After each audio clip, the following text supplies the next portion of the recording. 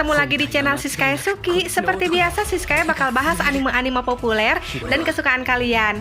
Nah, di video kali ini Siskaya mau ngebahas nih review dari seri anime Kimetsu no Yaiba season kedua episode ke-8.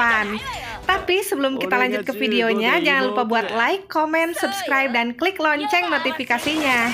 Oke deh, tanpa berlama-lama lagi, yuk kita langsung aja ke videonya.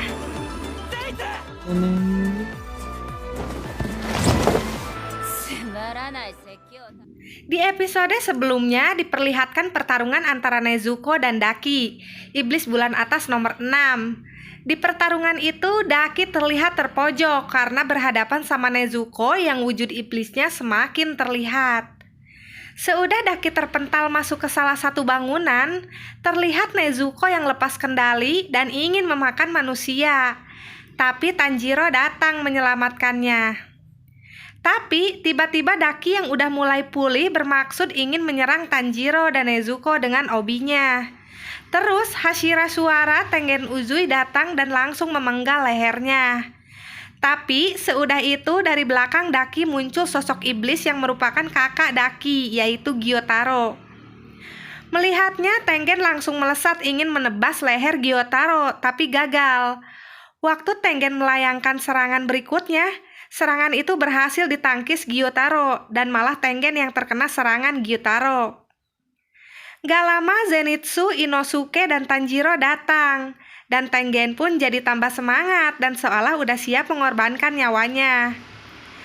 Dan Tengen udah menemukan cara buat mengalahkan kedua iblis itu dengan menebas kedua kepala mereka secara bersamaan.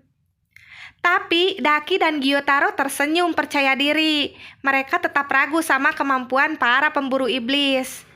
Setelah itu Daki menyerang Tengen dengan selendangnya. Tapi dengan pernapasan petirnya, Zenitsu menghentikannya. Dengan percaya diri, Inosuke memberitahu Tengen kalau mereka akan menghadapi iblis selendang itu. Sedangkan Tanjiro dan Tengen menghadapi Gyotaro. Gyotaro yang melihat aksi pemburu iblis itu tersenyum karena dia yakin mereka nggak akan bisa mengalahkannya. Di sisi lain, Daki yang dihentikan serangannya sama Zenitsu, dia naik ke atas genteng dan dia menyadari kalau anak itu adalah anak yang ada di rumah bordil Kyogoku. Selain itu, Tanjiro merasakan hawa membunuh yang sangat kuat dari Gyotaro. Dia jadi semakin gemetaran, tapi Tanjiro berusaha menahan rasa takutnya itu. Tapi secara mengejutkan, dengan cepatnya Gyotaro bergerak maju dan menghunuskan sabit beracunnya ke leher Tanjiro. Tapi dengan sigap juga, Tengen melempar Tanjiro ke atas dan menyerang Gyotaro dengan kedua pedangnya. Ketika Tengen dan Gyotaro lagi sama-sama melancarkan serangannya, tiba-tiba muncul dari atas selendang Daki dalam jumlah yang banyak menyerang Tengen dan Tanjiro, membuat mereka semakin kesulitan. Daki yang berada di atas genteng tertawa karena dengan kakaknya yang keluar dan ikut bertarung, membuat mata ketiganya terbuka dan dia bisa melihat gerakan yang Tanjiro dan Tengen lakukan.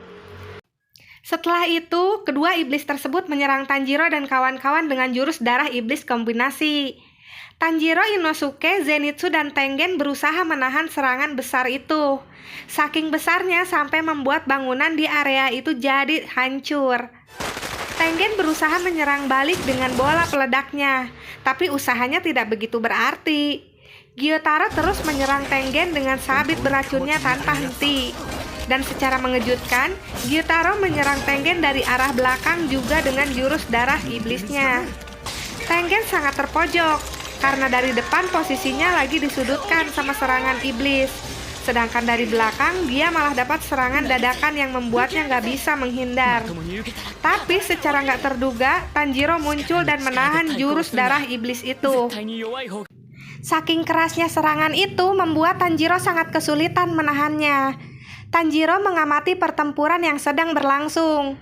Dia teringat dalam pertahanan nafas air lebih fleksibel dan akan lebih unggul kalau memantulkan serangan lawan. Benar saja, Tanjiro akhirnya memantulkan jurus darah iblis itu ke atas, sedangkan Tengen memakai nafas suara jurus kelima untuk mengkombinasikan serangannya. Serangan itu membuat Gyotaro tersudut, Tapi tiba-tiba selendang Daki muncul lagi untuk menyerang mereka. Tanjiro berusaha membantu Tengen dengan menghentikan gerakan-gerakan selendang itu. Tengen yang melihat gerakan Tanjiro sadar kalau dia sedang tidak dalam kondisi baik.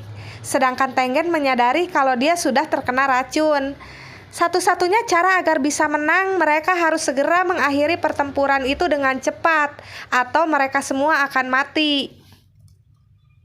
Dari atap rumah di sebelah area pertarungan mereka, tiba-tiba muncul istri Tengen yang bernama Hinatsuru dan melancarkan tembakan kunai dalam jumlah banyak ke arah Gyotaro.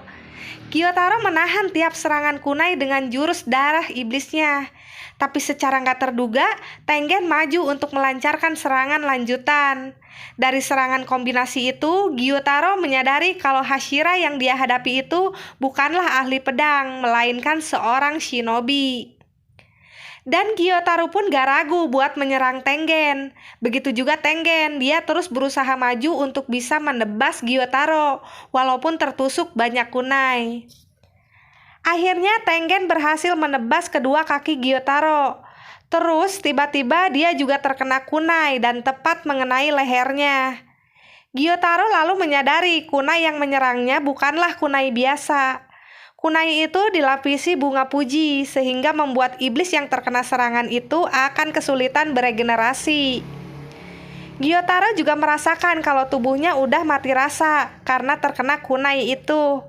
Lalu dengan cepat Tanjiro maju melompat dan berusaha menebas lehernya si Gyotaro. Gyotaro yang merasa tersudut malah tersenyum. Dia nggak menyangka kalau para pemburu iblis itu dengan cepat bisa membalikan keadaan. Apakah nantinya Tanjiro bakalan berhasil menebas kepala si Gyotaro? Terus gimana ya nasib Inosuke dan Zenitsu yang lagi menghadapi iblis bulan atas yang lainnya yaitu Daki? Oke guys, jadi itu dia review Kimetsu no Yaiba episode ke-8. Nantikan episode berikutnya karena di tiap minggunya di hari Senin Siskae bakal update episode terbarunya. Makanya jangan lupa buat subscribe dan klik loncengnya biar kalian gak ketinggalan video baru Siskae. Oke deh, segitu dulu video kita kali ini. Thank you for watching. Sayonara.